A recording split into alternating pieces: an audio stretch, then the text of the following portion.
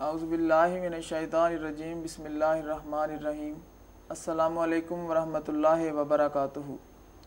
ناظرین، حضرت خلیفۃ المسیح الاول رضی اللہ تعالیٰ عنہ اپنی کتاب فصل الخطاب میں ارشاد فرماتے ہیں، یاد رہے کہ کسی نبی کی نبوت اور رسول کی رسالت ثابت کرنے کے لیے سابقہ انبیاء کی کتب اور ان کے موجودہ اور مسلمہ صحف میں بشارات کا ہونا شرط نہیں ہے، مگر باری تعالیٰ کی ذات بابرکات نے محض اپنے فضل و کرم سے خاتم الانبیاء محمد عربی صلی اللہ علیہ وآلہ وسلم کی نبوت اور رسالت ثابت کرنے کے واسطے ان تمام وسائل کو ایک جا جمع کر دیا ہے جو اور انبیاء اور رسولوں کے اثبات نبوت اور رسالت کے لیے الگ الگ موجود ہوتے رہے۔ ناظرین، رسول کریم صلی اللہ علیہ وآلہ وسلم کے اثبات نبوت اور رسالت کے لیے اللہ تعالیٰ نے جو وسائل اختیار کیے ان میں سے ایک وسیلہ پیشگوئیوں کا ہونا تھا جو سابقہ انبیاء نے کی اور ان کی مسلمہ صحف میں وہ پیشگوئیاں موجود ہیں۔ اس پروگرام میں ہم انہی پیشگوئیوں کا ذکر کرتے ہیں، چنانچہ آج ہم حضرت یسایہ نبی کی پیشگوئیوں کا ذکر کریں گے جو حضرت عیسیٰ علیہ السلام سے قریباً 700 سال پہلے گزرے ہیں۔ چنانچہ حضرت یسایہ علیہ السلام نے اپنے بعد ایک عظیم الشان نبی کی بشارات مختلف پیشگوئیوں کی صورت میں دی ہیں۔ آج اس پیشگوئیوں کے متعلق حسب سابق ہمارے ساتھ شریک گفتگو رہیں گے محترم نصیر انجم صاحب۔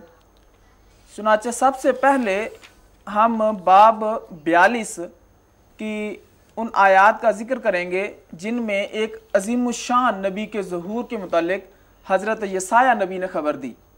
اس پیشگوئی کے الفاظ میں آپ کے سامنے رکھتا ہوں۔ کتاب یسایہ کے باب 42 میں ذکر ہے، لکھا ہے، دیکھو میرا خادم جس کو میں سنبھالتا ہوں، میرا برگزیدہ جس سے میرا دل خوش ہے، میں نے اپنی روح اس پر ڈالی، وہ قوموں میں عدالت جاری کرے گا، وہ نہ چلائے گا اور نہ شور کرے گا اور نہ بازاروں میں اس کی آواز سنائی دے گی، وہ مسلے ہوئے سرکنڈے کو نہ توڑے گا اور ٹمٹماتی بتی کو نہ بجھائے گا، وہ راستی سے عدالت کرے گا، وہ ماندہ نہ ہوگا اور ہمت نہ ہارے گا جب تک کہ عدالت کو زمین پر قائم نہ کر لے، جزیرے اس کی شریعت کا انتظار کریں گے۔ یہ وہ پیشگوئی کے الفاظ ہیں جو آیت 1 سے 5 تک کتاب یسایہ میں وارد ہوئے ہیں، اور اس میں ایک عظیم الشان نبی جس نے ظاہر ہونا تھا اس کی صفات کا ذکر ہے۔ تو میں محترم نصیر انجم صاحب سے اس پیشگوئی کے حوالے سے یہی دریافت کرنا چاہوں گا کہ یہ جو الفاظ ہیں یا جو ایک آنے والے نبی کی صفات ہیں وہ کس طرح رسول کریم صلی اللہ علیہ وآلہ وسلم کی ذات اقدس میں ہم پوری ہوتی دیکھتے ہیں۔ جی سہیل صاحب، یسایہ جیسا کہ پچھلے پروگراموں میں ہم نے بتایا کہ پرانے عہد نامے کے ایک زبردست نبی ہیں، اور ان کا صحیفہ بھی پرانے عہد نامے کا سب سے ضخیم صحیفہ ہے۔ انہوں نے نبی کریم صلی اللہ علیہ وسلم کے متعلق کئی رنگ میں بشارات کی ہیں اپنی اس کتاب میں۔ یہ بشارت جس پہ ہم گفتگو کر رہے ہیں یہ اس طرح لفظاً نبی کریم پر، آپ کے حالات پر پوری اترتی ہے کہ انسان دنگ رہ جاتا ہے۔ اب دیکھیں، میں یہ ذرا آپ مجھے بائبل دیں، اس کے ایک ایک فقرے سے ہم چلتے ہیں۔ دیکھو میرا خادم، بات یہاں سے شروع ہوتی ہے۔ تو خادم کہتے ہیں غلام کو۔ حضرت نبی پاک صلی اللہ علیہ وسلم کو خدا تعالیٰ نے عبد کر کے یاد کیا۔ جو کلمہ پڑھ کے ایک شخص دین اسلام میں داخل ہوتا ہے اس میں فرمایا اشہد ان لا الہ الا اللہ واشہد ان محمدً عبدہ ورسولہ، کہ میں گواہی دیتا ہوں کہ اللہ تعالیٰ کے سوا کوئی معبود نہیں، اور میں گواہی دیتا ہوں کہ محمد صلی اللہ علیہ وسلم اللہ کے عبد، اللہ کے خادم اور اس کے رسول ہیں، تو وہ پہلی علامت کہ وہ میرا خادم ہوگا، یہ اس کا ٹائٹل بن جائے گا۔ یہ کس طرح نبی کریم کی ذات میں پوری اترتی ہے کہ ہر وہ آدمی جو دائرہ اسلام میں داخل ہوتا ہے وہ اس بات کا اعلان کرتا ہے کہ یہ ہے وہ خدا کا خادم جس کی خبر دی گئی تھی۔ اس کے علاوہ قرآن مجید میں آپ کو عبد کہہ کے اللہ تعالیٰ نے بعض جگہ پہ یاد کیا، مثال کے طور پر فرمایا کہ دیکھو وہ شخص جو ینہا عبدن اذا صلی، وہ اس عبد کو روکتا ہے جو خدا کے لیے نماز پڑھتا ہے۔ یہ عبد تنکیر کا ہے، نکرہ کی صورت میں آیا ہے، جو عظمت کے لیے عربی میں استعمال ہوتا ہے، یعنی وہ عظیم الشان عبد جس نے عبودیت کے سارے تقاضے پورے کر دیے، جس نے عبد ہونے کا حق ادا کر دیا۔ حقیقی معنوں میں اگر کوئی عبد کہلانے کا مستحق ہے تو وہ یہ ہے محمد مصطفیٰ صلی اللہ علیہ وسلم، اور اس کو عبادت سے منع کرتے ہو تو وہاں آپ کو عبد کہہ کے مخاطب کیا۔ تو یہ علامت نبی کریم صلی اللہ علیہ وسلم کی ذات میں پوری اتری۔ فرمایا جس کو میں سنبھالتا ہوں، اس میں فرمایا میں اس کی حفاظت کروں گا، وہ میری سنبھال میں ہوگا۔ اب کس شان کے ساتھ یہ علامت پوری ہوتی ہے کہ پوری نبی کریم صلی اللہ علیہ وسلم کی جو حیات طیبہ ہے اس کا ایک ایک لمحہ، ہر وہ خطرہ، ہر وہ موڑ جہاں دشمن نے آپ کو ہلاک کرنے کی کوشش کی لیکن اللہ تعالیٰ نے آپ کو بچایا، اللہ تعالیٰ نے آپ کی حفاظت فرمائی، وہ ہر واقعہ اس پیش گوئی کا اثبات ہے۔ اللہ تعالیٰ نے قرآن مجید میں فرما دیا تھا واللہ یعصمک من الناس، کہ وہ خدا ہے جو تجھے لوگوں سے بچائے گا۔ تو کس طرح پھر آپ کو پتہ ہے نبی کریم صلی اللہ علیہ وسلم کو ہر طرح سے ہلاک کرنے کی کوشش کی گئی، دشمنوں نے کیا کچھ نہیں کیا، زہر دے کے ہلاک کرنے کی کوشش کی گئی، گلا گھونٹ کر ہلاک کرنے کی کوشش کی گئی، پتھر گرا کر ہلاک کرنے کی کوشش کی گئی، جنگوں میں آپ کو جانا پڑا، لیکن اللہ تعالیٰ نے ہر موقع پر آپ کو بچایا اور آپ کو سنبھالا۔ مثلا غارِ ثور میں جب حضرت ابوبکر صدیق رضی اللہ تعالیٰ عنہ ساتھ تھے تو اس وقت بھی حضرت ابوبکر صدیق گھبرا گئے تھے، گویا کہ ہم دشمنوں کے نرغے میں ہیں اور کسی وقت بھی ہم ان کے قابو آ سکتے ہیں۔ تو اس وقت بھی رسول کریم صلی اللہ علیہ وآلہ وسلم نے فرمایا تھا لا تحزن ان اللہ معنا، بالکل گویا کہ اپنی ذات تک محدود نہیں تھا یہ عصمت، دوسروں کی بھی حفاظت رسول کریم صلی اللہ علیہ وسلم حضور کی ان کے وجہ سے حضرت ابوبکر کو بھی حاصل ہوا۔ بالکل صحیح۔ آگے چلیں، آگے فرمایا میرا برگزیدہ۔ اب برگزیدہ جو لفظ ہے فارسی کا ہے، اردو میں بھی آیا، یہ عربی الفاظ مجتبی اور مصطفیٰ کا ترجمہ ہے، اور یہ نام محمد مصطفیٰ ہم استعمال ہی یہ کرتے ہیں، حضور کے نام کا حصہ بن گیا محمد مصطفیٰ احمد مجتبی۔ تو لکھوں کھا کروڑوں مسلمان روزانہ یہ لفظ دہراتے ہیں، محمد مصطفیٰ صلی اللہ علیہ وسلم کا جب ذکر کرتے ہیں تو وہ اس پیش گوئی کی صداقت کا اعلان کر رہے ہوتے ہیں کہ یہی وہ برگزیدہ ہے جس کو خدا تعالیٰ نے چنا اور اس پہ وہ کامل شریعت نازل کی جس کے بعد اب کوئی شریعت نہیں آئے گی۔ تو برگزیدہ کا ترجمہ مصطفیٰ اور مجتبی نبی کریم کے نام کا حصہ بن گیا۔ فرمایا جس سے میرا دل خوش ہے۔ دیکھیں قرآن مجید میں آتا ہے رضی اللہ عنہم ورضوا عنہ، کہ یہ وہ گروہ ہے جس کے ساتھ خدا راضی ہو گئے اور وہ بھی خدا سے راضی ہو گئے۔ اور اسی طرح فرمایا وَلَسَوْفَ يُعْطِيكَ رَبُّكَ فَتَرْضَىٰ، اللہ تجھے اتنا دے گا تو اس سے راضی ہو جائے گا۔ تو دو طرفہ محبت کا اظہار ہے، خدا اس سے راضی ہے، وہ خدا سے راضی ہے۔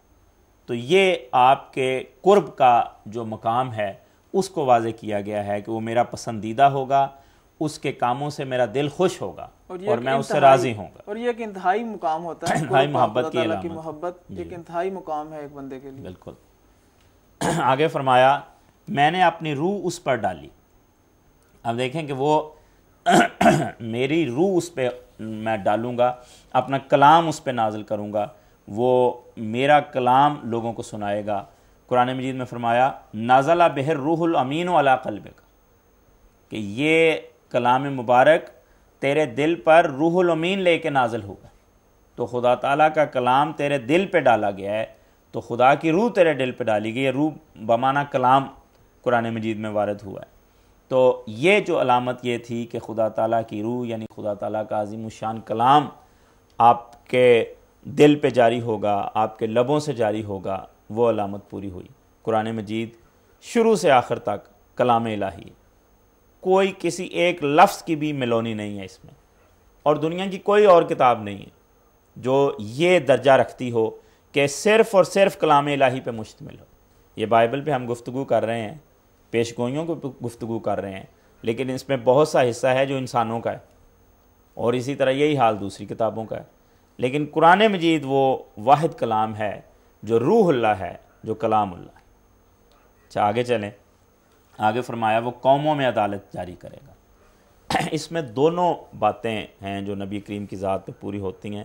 ایک تو یہ کہ وہ عالمگیر رسول ہوگا، ساری قومیں اس سے فائدہ اٹھائیں گی، اور دوسرا اس کے شریعت میں ایک بنیادی نظام عدل ہے جس کو اہمیت حاصل ہوگی۔ سارا دار و مدار زندگی معیشت کا انحصار اس نظام پر ہوگا کہ عدل قائم کیا جائے۔ تو یہ آپ جانتے ہیں کہ نبی کریم صلی اللہ علیہ وسلم پر دونوں باتیں پوری ہوئیں کہ قوموں تک آپ کا پیغام پہنچا، یہ آپ ہی ہیں جنہوں نے بادشاہوں کو مخاطب کیا، اور ساری دنیا کے لیے آپ رسول بن کر آئے۔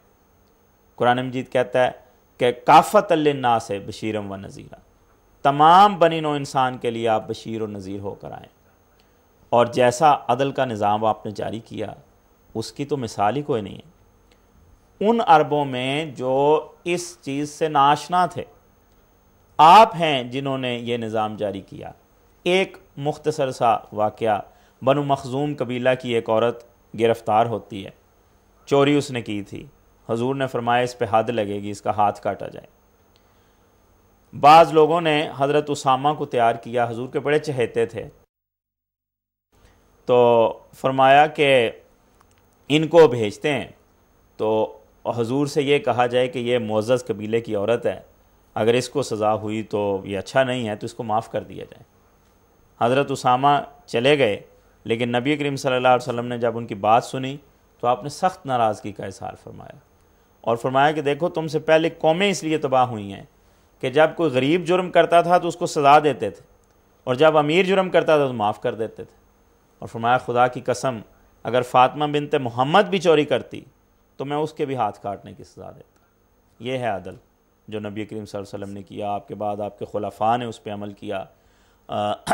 حضرت عمر، ان کا عدل و انصاف کے چرچے ہیں، لیکن وہ سرچشمہ تو یہی تھا، محمد مصطفیٰ صلی اللہ علیہ وسلم تھے، جن سے سیکھ کر ان لوگوں نے زمانے میں پھر عدل و انصاف کی مثالیں قائم کی، جن کو آج تک غیر مسلم بھی پیش کرتے ہیں۔ تو بات مختصر کرتے ہوئے آگے چلتے ہیں۔ فرمایا وہ نہ چلائے گا، نہ شور کرے گا، نہ بازاروں میں اس کی آواز سنائی دے گی۔ اب یہ نبی کریم صلی اللہ علیہ وسلم کے اخلاق کا ایک تصویر کھینچی گئی ہے کہ دھیمے مزاج کا اور غصے پہ قابو پانے والا اور نرمی سے معاملات طے کرنے والا وہ انسان ہوگا۔ اب یہ علامت اتنی واضح تھی کہ صحابہ نے اس کو محسوس کیا اور اس کو حدیث کی کتابوں میں ذکر کیا۔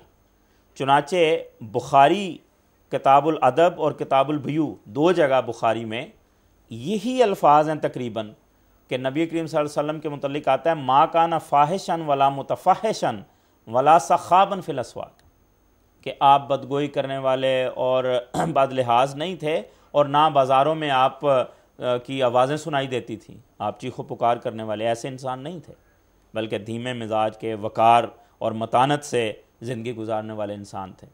اور ایک اور کتاب ہے دارمی، اس میں اس پیشگوئی کا حوالہ دے کر حضور پر یہ علامت فٹ کی گئی ہے کہ دیکھو پرانی کتابوں میں یہ پیشگوئی تھی اور ہمارے رسول پر یہ بات پوری اترتی ہے۔ تو گویا حضور کی زندگی میں صحابہ نے اس علامت کو اتنے واضح طور پر محسوس کیا کہ انہوں نے اس وقت کے یہودیوں کو، عیسائیوں کو، اہل کتاب کے سامنے یہ بات رکھی کہ دیکھو تمہاری کتاب میں یہ لکھا ہے اور ہمارے رسول پہ غور کرو، آپ کے اخلاق پہ غور کرو، یہ بات پوری اترتی ہے کہ نہیں اترتی؟ تو یہ بات بھی حضور کی ذات میں پوری اترتی ہے۔ اچھا میں آگے چلتا ہوں۔ اس میں یہ جو فرمایا کہ جزیرے اس کی شریعت کا انتظار کریں گے، اس میں بھی یہ بتایا گیا ہے کہ وہ ایک عرب کے لیے ہی محدود رسول نہیں ہے، تھوڑے وقت کے لیے یا کچھ لوگوں کے لیے نہیں ہے، بلکہ اس کا پیغام یہ جو عرب کے صحرا ہیں ان سے نکل کر سمندروں، جزیروں تک جا پہنچے گا، اور دور دراز علاقوں تک جا پہنچے گا، کیا خشکی اور کیا تری، سارے کے سارے اسلام کے تحت آئیں گے اور اسلام ہر جگہ غالب ہے، کل عالم پر اسلام، کل عالم پر اسلام غالب آ جائے گا۔ یہ مضمون ہے جو جزیروں کی صورت میں پیش کیا جا رہا ہے۔ اور آپ کو معلوم ہے کہ پھر اسلام جب پھیلا ہے تو اللہ کے فضل سے ہر قسم ہر طرف پھیلا ہے، اور 4 دانگے عالم میں اسلام پھیل گیا ہے۔ انڈونیشیا اس وقت جزیروں پر مشتمل ملک ہے، 13,000 سے زائد جزیرے وہاں چھوٹے بڑے پائے جاتے ہیں، سارا تقریباً مسلمان ہے۔ تو اسی طرح اور بھی جگہوں پر، یہ ایک مثال میں نے دی ہے۔ تو یہ جو اس میں فرمایا تھا کہ یہ پیغام نکل کر صحراؤں میں، خشکیوں میں، سمندروں میں، جزائر میں، جہاں جہاں انسانی آبادی ہے وہاں وہاں یہ پیغام پہنچے گا، یہ علامت بھی حضور کی ذات میں پوری ہوئی۔ اچھا، اس میں تھوڑا اور آگے میں چل کر 1-2 خاص باتیں بیان کر دیتا ہوں، لمبی پیش گوئی ہے۔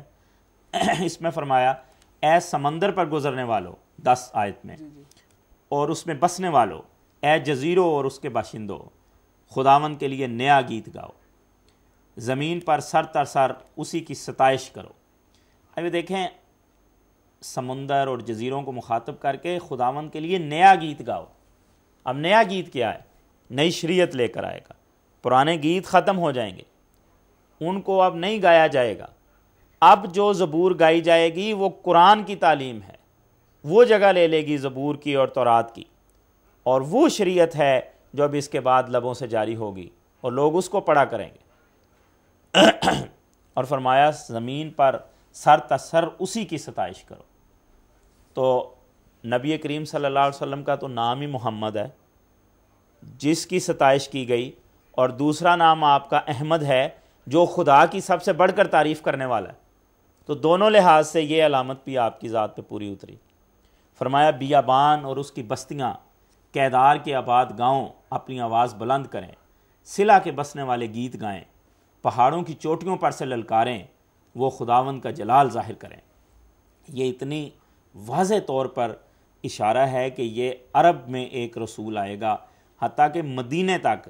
اس میں یہ بیابان، عرب مشہور بیابان ہے جو صحرائے عرب جس کو کہتے ہیں، کیدار کے آباد گاؤں۔ کیدار حضرت اسماعیل کے بیٹوں میں سے ایک بیٹے کا نام ہے، اور یہ لوگ عرب میں رہتے تھے، تو ان کا نام لے کے کہا جا رہا ہے کہ جہاں کیدار کی اولاد بستی ہے وہ اب یہ گیت گائیں۔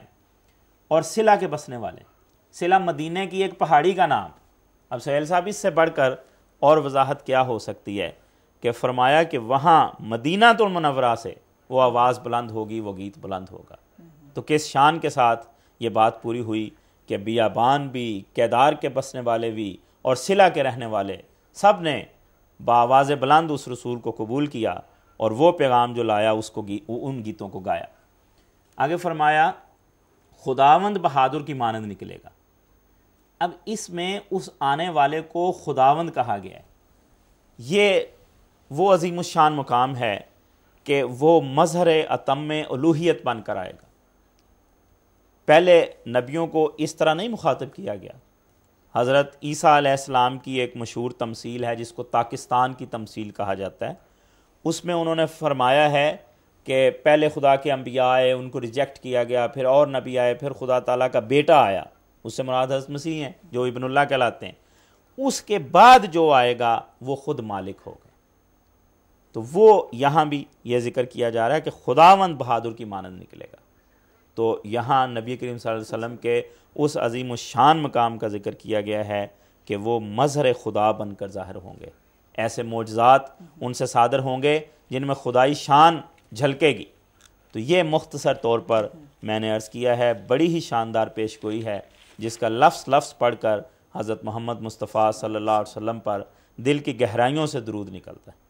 ناظرین، آپ نے دیکھا کہ کس طرح رسول کریم صلی اللہ علیہ وآلہ وسلم کی وہ ذات جس کے متعلق حضرت یسایہ نے اپنی کتاب میں اس کی صفات بیان کرتے ہوئے ذکر کیا ہے، وہ رسول کریم صلی اللہ علیہ وآلہ وسلم کی ذات میں تمام صفات منوعاً پوری ہوتی ہمیں نظر آتی ہیں۔ اس پیشگوئی کے علاوہ حضرت یسایہ نے اپنی کتاب میں اور بھی متعدد مقامات پر ایک آنے والے عظیم الشان نبی کی خوشخبریاں دی ہیں۔ چنانچہ مختصراً میں ان کا ذکر بھی آپ کے سامنے رکھ دیتا ہوں۔ چنانچہ باب 4 آیت 1 تا 3 اس میں مذکور ہے کہ اس وقت 7 عورتیں ایک مرد کو پکڑ کر کہیں گی کہ ہم اپنی روٹی کھائیں گی اور اپنے کپڑے پہنیں گی، تو ہم سب سے صرف اتنا کر کہ ہم تیرے نام سے کہلائیں تاکہ ہماری شرمندگی مٹے۔ تب خداوند کی طرف سے رویدگی خوبصورت و شاندار ہوگی اور زمین کا پھل ان کے لیے جو بنی اسرائیل میں سے بچ نکلے لذیذ اور خوشنما ہوگا۔ اور یوں ہوگا کہ جو کوئی سیون میں چھٹ جائے گا اور جو کوئی یروشلم میں باقی رہے گا، بلکہ ہر ایک جس کا نام یروشلم کے زندوں میں لکھا ہوگا مقدس کہلائے گا۔ اب اس پیشگوئی میں جو چند امور ملحوظ خاطر رکھنے چاہیے وہ یہ ہیں کہ 7 عورتیں اور ایک مرد، یہ پیشگوئی کے الفاظ اشارہ کر رہے ہیں کہ ایک جو نبی ظاہر ہوگا اس زمانے میں کثرت ازدواج ہوگی، گویا کہ کثرت سے شادیاں کی جائیں گی۔ اس زمانے میں رسول کریم صلی اللہ علیہ وآلہ وسلم نے صحابہ کو کثرت کے ساتھ شادیاں کرنے کی اجازت دی اور ایک وقت میں 4 بیویاں رکھنے تک کی اجازت تھی۔ تو جی دیکھیں کہ رسول کریم صلی اللہ علیہ وآلہ وسلم کے دور میں یہ پیشگوئی کے الفاظ کس رنگ میں پورے ہوتے ہیں۔ یہ بھی سہیل صاحب اس میں اشارہ ملتا ہے نا کہ جنگیں کرنی پڑیں گی، تو جنگوں میں بسا اوقات ایسے ہوتا ہے کہ مرد تھوڑے رہ جاتے ہیں اور عورتیں زیادہ ہو جاتی ہیں، تو پھر ایک مرد کئی عورتوں سے شادی کر لے گا، ایسے حالات پیدا ہو جائیں گے۔ بالکل، اور پھر ان حالات میں پھر اس پیشگوئی کے جو الفاظ بتا رہے ہیں، تب خداوند کی طرف سے رویدگی خوبصورت و شاندار ہوگی اور زمین کا پھل ان کے لیے جو بنی اسرائیل میں سے نکلے گا لذیذ اور خوشنما ہوگا۔ گویا کہ وہ زمانہ ایسا ہوگا، شان و شوکت والا زمانہ ہوگا اور جنگیں ہوں گی اور زمانے میں اموال غنیمت بھی ملیں گے۔ رسول کریم صلی اللہ علیہ وآلہ وسلم کا دور اس بات کی عکاسی کرتا ہے کہ بہت ساری جنگیں ہوئیں، صحابہ کو اموال غنیمت بھی ملے۔ اور اس کے علاوہ یروشلم اور سیون کے لفظ جو اس پیشگوئی میں ہیں وہ استعارتاً استعمال ہوئے ہیں اور ان کی تعویل کرنا ضروری ہے، کیونکہ پیشگوئیوں میں ایک رنگ اخفاء کا ہوتا ہے۔ اب بعض مسیحی حضرات یہ اعتراض کرتے ہیں گویا کہ دیکھیں یروشلم اور سیون کا یہ یہاں لفظ جو وارد ہوئے یہ دلالت کرتے ہیں کہ یہ رسول کریم صلی اللہ علیہ وآلہ وسلم کے متعلق پیشگوئی نہیں ہے، حالانکہ یہ درست نہیں۔ اسی طرح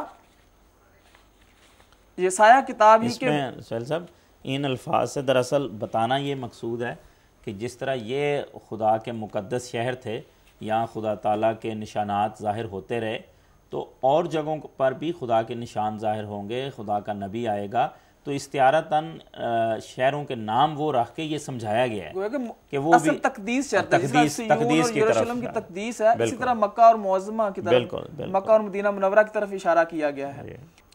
پھر کتاب یسایہ ہی کے باب 5 آیت 26 تا 30 پر مذکور ہے کہ وہ قوموں کے لیے دور سے جھنڈا کھڑا کرے گا اور ان کو زمین کی انتہا سے سسکار کر بلائے گا، اور دیکھ وہ دوڑے چلے آئیں گے، نہ کوئی ان میں تھکے گا نہ پھسلے گا، اور نہ کوئی اونگھے گا نہ سوئے گا، نہ ان کا کمر بند کھلے گا اور نہ ان کی جوتیوں کا تسمہ ٹوٹے گا۔ ان کے تیر تیز ہیں اور ان کی سب کمانیں کشیدہ ہوں گی، ان کے گھوڑوں کے سم چکماک اور ان کی گاڑیاں گرد باد کی مانند ہوں گی، وہ شیرنی کی مانند گرجیں گے۔ ہاں وہ جو ان شیروں کی طرح دھاڑیں گے وہ گرا کر شکار پکڑیں گے اور اسے بے روک ٹوک لے جائیں گے اور کوئی بچانے والا نہ ہوگا۔ اور اس روز وہ ان پر ایسا شور مچائیں گے جیسا سمندر کا شور ہوتا ہے، اور اگر کوئی اس ملک پر نظر کرے تو بس اندھیرا اور تنگ حالی ہے اور روشنی اس کے بادلوں سے تاریک ہو جاتی ہے۔ تو ناظرین اس میں دیکھیں کہ اس میں فلسطین سے دور ایک جھنڈا کھڑا کیے جانے کا ذکر ہے۔ چنانچہ فلسطین سے دور مکے میں ایک شخص کھڑا ہوا اور جس نے منادی دی کہ آؤ میری طرف، میں تمہیں خدا واحد کا پیغام پہنچاتا ہوں۔ اور اس منادی کرنے والے کی طرف پھر لکھا ہے کہ جھنڈے والا دنیا کی مختلف قوموں کو بلائے گا۔ رسول کریم صلی اللہ علیہ وآلہ وسلم کا پیغام کافۃ للناس کے لیے تھا، عربوں کو بھی بلایا، اجمیوں کو بھی بلایا، کالوں کو بھی بلایا، گوروں کو بھی بلایا، ہر نسل کے لوگوں کو رسول کریم صلی اللہ علیہ وآلہ وسلم نے اسلام کی دعوت دی۔ اور پھر لکھا ہے کہ قومیں جلدی سے اس کی طرف دوڑ کر جائیں گی اور وہ لوگ بڑی بڑی قربانیاں کرنے والے ہوں گے۔ رسول کریم صلی اللہ علیہ وآلہ وسلم کو خدا تعالیٰ نے ایسی جماعت عطا کی کہ منہم من قضا نحبہ و منہم من ینتظر، کہ بہت سارے لوگ تھے جو اس بات کے انتظار میں تھے کہ ہمیں قربانی کا موقع ملے، اور رسول کریم صلی اللہ علیہ وآلہ وسلم نے پھر ایسی قربانی کے صحابہ نے ایسی قربانیاں دیں کہ جس کے بدلے میں خدا تعالیٰ نے رضی اللہ عنہم و رضوا عنہ کا لقب بھی صحابہ کو عطا کیا۔ اور پھر لکھا ہے کہ انہیں لڑائیاں کرنی پڑیں گی۔ رسول کریم صلی اللہ علیہ وآلہ وسلم کے دور میں جنگیں ہوئیں، اور ان جو دفاعی جنگیں کہلاتی تھیں، اور اس میں خدا تعالیٰ نے مسلمانوں کا ساتھ دیا۔ رسول کریم صلی اللہ علیہ وآلہ وسلم کی عظمت لوگوں پر ظاہر کرنے کے لیے اپنی تائید خصوصی سے نوازا۔ اور پھر انہی جنگوں کی صفات میں لکھا ہے کہ ان کے گھوڑوں کے سوموں سے آگ نکلے گی اور ہوا میں گرد اڑے گی، اور پھر لکھا کہ وہ اپنے شکار پر غالب آئیں گے۔ یہ سب اس وقت ہوگا جب دنیا پر تاریکی چھا جائے گی اور ایک انقلاب کی ضرورت ہوگی۔ تو دیکھیں قرآن کریم ظہر الفساد فی البر والبحر، ان الفاظ سے عرب کے اس دور کا نقشہ کھینچتا ہے کہ اس وقت ایک ایسے ہی مصلح کی ضرورت تھی کہ جس نے تاریکی کے بادلوں کو دور کر دینا تھا اور لوگوں کو ظلمات سے نکال کر روشنی کی طرف لے آنا تھا۔ تو نصیر انجم صاحب، آج کے اس پروگرام میں ہم حضرت یسایہ کی ان پیشگوئیوں پر اکتفا کریں گے۔ انشاءاللہ اگلے پروگرام میں اور پیشگوئیوں کے ساتھ حاضر ہوں گے اور دیکھیں گے کہ کس طرح رسول کریم صلی اللہ علیہ وآلہ وسلم کی صداقت کے طور پر اللہ تعالیٰ نے گزشتہ صحف میں آپ کی آمد کے متعلق عظیم الشان پیش خبریاں دی ہوئی تھیں۔ تو ناظرین، تب تک کے لیے اجازت دیجیے۔ السلام علیکم ورحمۃ اللہ وبرکاتہ۔